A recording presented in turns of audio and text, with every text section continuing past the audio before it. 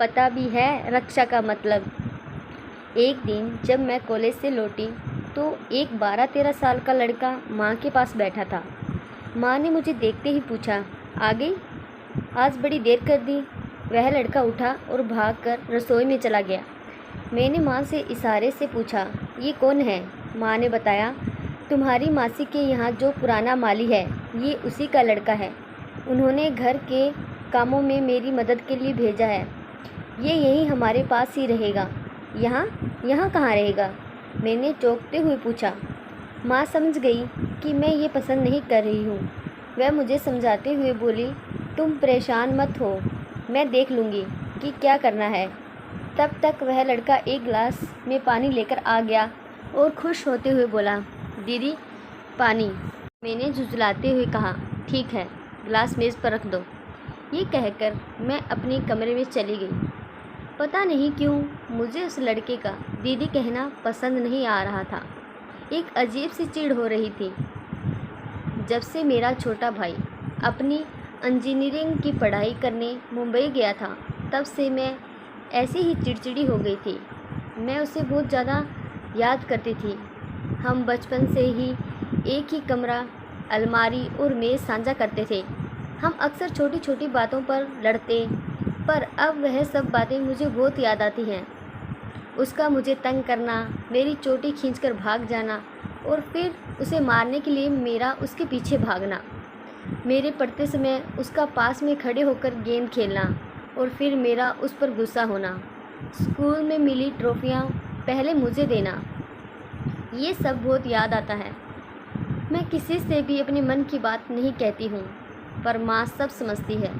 माँ का सारा समय श्यामू श्यामू कहते ही बीतने लगा। पहली बार कोई माँ को काम में हाथ बटाने वाला मिला था। माँ बहुत खुश थी।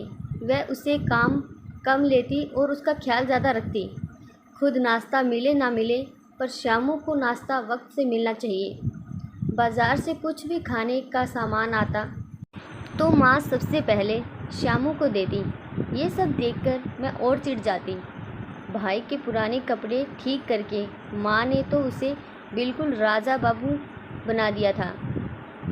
श्यामू भी माँ का बहुत ध्यान रखता, दिन भर माँ के साथ साथ ही रहता। रक्षाबंधन आने वाला था। मैंने भाई को राखी कोरियर से भेज दी थी। ये पहली बार था कि हम इस मौके पर साथ नहीं थे। मन अंदर ही अंदर उदास था। रक्षाबंधन वाले दिन मैं सुबह से ही उदास और गुमसुम थी। नाश्ता भी ठीक से नहीं किया था। मैं अपने कमरे में बैठी प्रोजेक्ट का काम कर रही थी कि श्यामू ने आकर एक राखी मेरी मेज़ पर रख दी। मैंने गुस्से से पूछा, ये क्या है, यहाँ क्यों रखा? उसने मुस्कुराते हुए कहा, आप उदास न हो, मुझे राखी बांध दें, मैं भी आपकी रक्षा करूँगा। मैंने गुस्से से राखी कमरे के बाहर फेंक दी। जाओ यहाँ से और आगे मेरे कमरे में मत आना। रक्षा करूँगा, पता भी है रक्षा कैसे करते हैं।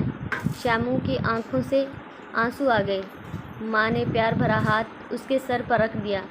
दुखी नहीं होते, दीदी परेशान है ना, इसलिए ऐसा कह दिया। जाओ जल्दी से रसोई में जाकर बूंदी का लड्डू खा लो, तुम्हें बहुत पसंद है ना। वह सर झुकाकर वहाँ से चला गया। उसके जाते ही माँ मेरे ऊपर बरस पड़ी। ये क्या तरीका है बात करने का?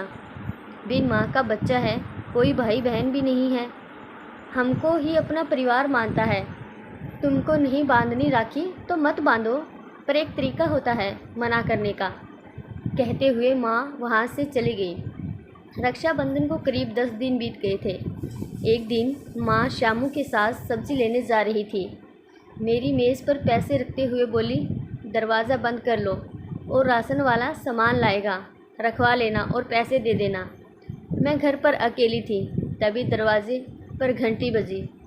मैंने दरवाज़ा खोला तो सामने राशन वाला खड़ा था। सामान दरवाजे के पास ही रखने को कहकर मैं पैसे लेने अंदर चली गई। पैसे लेकर मैं जैसे ही पलटी, वह आदमी मेरे ठीक पीछे खड़ा था। उसे वहाँ देखकर मैं डर गई। मैंने गुस्से से कहा, तुम यहाँ कैसे आ गई? बाहर चलो, मैं आ रही हूँ। वह विशेली मुस्कान से मुस्कुराया और उसने मेरा हाथ पकड़ लिया। उसकी पकड़ बहुत मजबूत थी। इससे पहले कि मैं शोर मचाती, उसने दूसरे हाथ से मेरा मुंह बंद कर दिया। उसकी आंखें और उसकी मुस्कुराहट देखकर मैं अंदर तक कांप उठी। मैं अपने को उसके चुंगल से छुड़ाने का प्रयास कर रही थी कि तभी पीछे से किसी ने उस पर वार किया और वह वहीं गिर पड़ा। मैंने देखा श्यामू पीछे खड़ा था और उसके हाथ में मेरे भाई का बैट था। तभी माँ भी वहीं आ गई। मैं भागकर माँ के सीने से लग गई और ज़ोर ज़ोर से रोने लगी। माँ, यदि आज श्यामू वक्त पर आकर मेरी रक्षा ना करता तो न जाने क्या हो जाता। श्यामू सहमा हुआ एक कोने में खड़ा मुझे देख रहा था। माँ ने मुझे कुर्सी पर बिठा कर तुरंत पुलिस को फ़ोन किया। पुलिस ने उस आदमी की तहकीकात कर कि हमें बताया, अरे ये तो कई जगह ऐसी वारदात कर चुका है। दुकानदार बिना पुलिस जांच के इन्हें रख लेते हैं और फिर ये घर में घुसकर गंभीर अपराध को अंजाम देते हैं। पुलिस वाले ने श्यामू की पीठ थपथपाते हुए कहा, तुम बहुत बहादुर बच्चे हो। तुमने अपनी सूझबूझ से एक बड़ा हादसा होने से रोक लिया। हम तुम्हारा नाम राष्ट्रीय वीरता पुरस्कार के लिए भेजेंगे। 26 जनवरी को तुम्हें इस बहादुरी के लिए इनाम दिया जाएगा। श्यामू ने नज़रें नीचे किए हुए कहा, मुझे इनाम नहीं चाहिए, मैं तो बस अपनी दीदी की रक्षा कर रहा था। उसकी बातें सुनकर मैं भागकर कमरे में गई और राखी लाकर श्यामू की कलाई पर बांध दी। श्यामू का चेहरा खुशी से चमक उठा। माँ ने झट से एक लड्डू उसके मुंह में रख दिया। ये देखकर सभी लोग हंस पड़े। अब तक राशन वाला भी होश में आ गया था।